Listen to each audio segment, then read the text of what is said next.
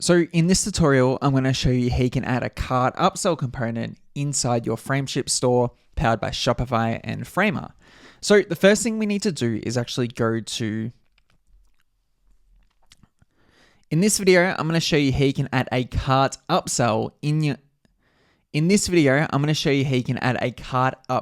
inside your Frameship store powered by Shopify and Framer. So the first thing you need to do is actually to head to Shopify, go to apps and install the Search and Discovery app, which is a free app by Shopify. Now, once you've got this enabled, go to your products, and then under each individual product, what we can essentially do is set up a complementary products. So for example, if I go into my men's active tank here, then I would scroll down to product metafields and I would click on view all. And then under here, you'll see that we have complementary products. And then in here, I can basically set products that I want to upsell in at checkout.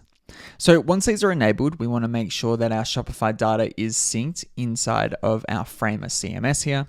And then what I can do is actually go into my cart component. So this is going to be a couple of layers deep. So I'll click into the cart here, and then I'll click into the cart layer where we can actually customize the look and feel of this cart.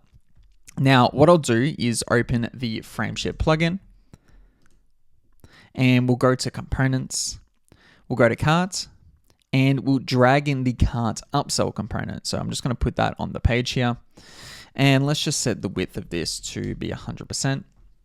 Now, let's also make it a little bit bigger. Now, the only thing we need to do within this component here is actually set up the collection roots. Now, what we actually want to put here is very specific. We want to put slash and then the name of our collection. So if I go to my CMS here, you can see my collection is called store with a capital S. So I'll go back here and I'll put / store with a capital S. Now I can publish my site, and now you'll see that when I add this item to the cart, it'll recommend those items. And that's how you can enable cart upsells using Frameship.